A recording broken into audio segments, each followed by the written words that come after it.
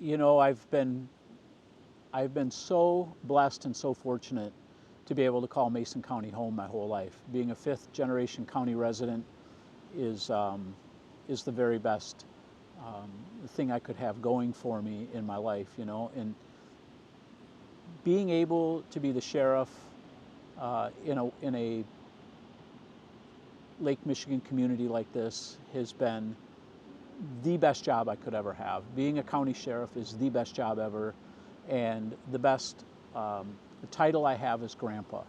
So the decision to run for state senate didn't come without a lot of thought, a lot of prayer, a lot of consulting friends and family, because serving in Lansing checks no boxes for me. I have the best job and I have the best title already, but our state deserves better in those who serve in Lansing.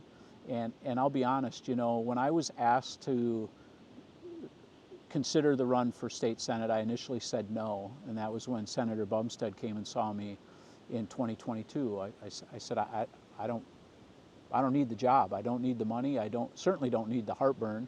I saw during COVID just how mean people can be, and I saw that firsthand.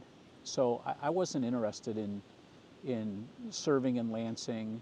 And then, you know, when the state cut $300 million out of school safety last year, they cut school resource funding, they cut mental health counseling for kids in school.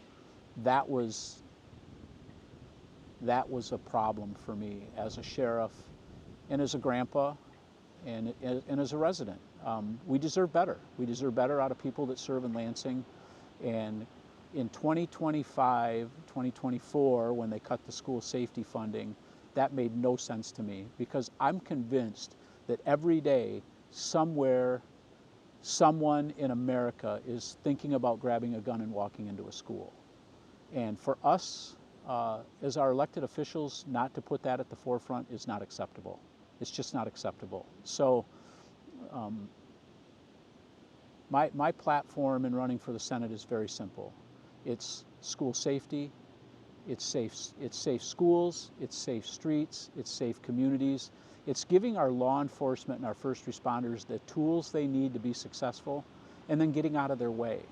I have always said a well-trained, well-equipped officer or first responder brings a level of confidence, and confidence brings professionalism. And if you have a confident, professional first responder or law enforcement officer, they are sound in their decision making, and those are the best equipped, best suited to serve our community. And our communities deserve that. What are some of the other issues that you can see that Lansing's going to have to deal with in the next few years?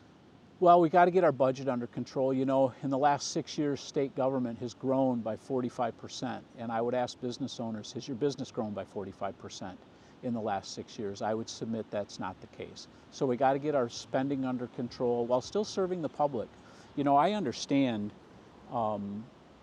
parents that need help. I do. I understand single moms or single dads who need help. So I have no problem helping those in need, but I think people take advantage of the system, and we need to get that under control.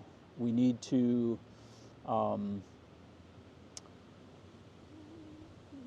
be more cognizant in our state spending, and while giving our business owners a chance to be successful, getting out of the way of our business owners and allowing them the chance.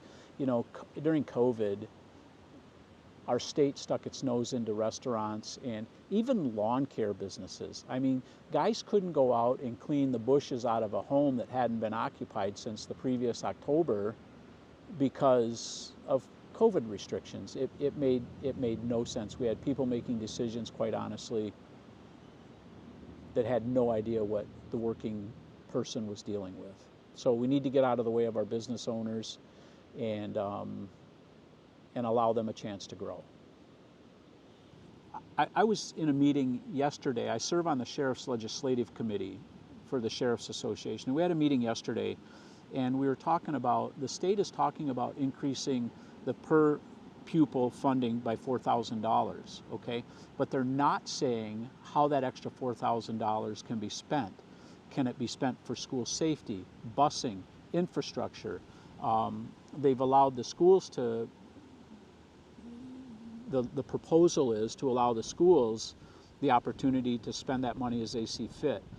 I have a concern, are unions going to, teachers' unions going to want that money for wages? I don't see that locally. I think our teachers locally really have the best interests of their students in mind. I'm a product of public school, okay? I'm a product of our local community college. So I think we need to do things on a state level to support and promote schools that are doing it right, while holding schools that aren't doing it right accountable. I've been fortunate as a sheriff in having a state senator and a state rep, in Senator Bumstead and Rep Vanderwall, that they often call me and ask for my input on legislative issues. I know there are sheriffs around the state and other school administrators around the state that don't have that same luxury. So I think in order to best serve the public, you need to have a pulse on the people who are directly in the front lines, on the front lines of those decisions as they're being made. And that's our school officials, that's our business leaders, that's our Chamber of Commerce, and of course our law enforcement leaders. And you need to have open communication, and I think that's the one thing I bring to the table, is I'm not afraid to talk to anybody about issues, regardless of their party affiliation. We need to do what's best for our citizens, and we need to put politics aside, and sometimes that's a struggle for some people. It's not for me, but it is for some. For the last 13 years as the county sheriff, we've made incredible strides as it relates to public safety. And those are the things the sheriff has to deal with, right? I don't get involved in the business aspect of it a lot, or the visitors bureau side of it a lot. My focus has been, as the sheriff, is on public safety. Since I've been sheriff, we have added a court deputy, we have added 4 school resource officers. We have a very aggressive school safety plan in place to protect our kids. We talk about the water and clean air, and I get that, and it's important, right? The sunsets over Lake Michigan are among the best, I would submit, in the world. But our most precious resource is our children. I'm proud that I serve on the Lakeshore Children Advocacy Center board. I serve on the Children's Trust Fund for West Michigan. I'm part of the Fight Crime Invest Kids program out of Washington, and I've been part of those for a long, long time. And we can't forget our true most precious resource, and that's our children. And we need to be a voice for victims of crime as well. And quite honestly, the stuff coming out of Lansing in recent years has been no cash bail, it's been prison reduction, prison reform, it's been juvenile justice reform, it's been things that are not geared towards victims of crime. And we need to be, and I will advocate for and be a voice for victims of crime moving forward. We can't forget about victims of crime. You know, I've had people say, you know what, you're a nice guy, and I'm really not a nice guy. Nice guys are average. Nice guys are lukewarm. Nice guys are willing to compromise their principles. I'm not a nice guy. I'm a good man. Good men are savage servants who are confident, capable people who will stand in the gap between victims of crime and an evil society, an evil side of our society. And for 40 years I've been doing that. And I have no problem doing that moving forward. I am a sheepdog. That's what I've been my whole life. And we need people like that serving in Lansing. And I encourage law enforcement leaders across the state to consider a run for state office to make that difference. It's not an easy choice to make. You know, I understand I have my critics, and that's okay. But in the end of the day, I'm confident standing on what I've accomplished as the county sheriff here in Mason County.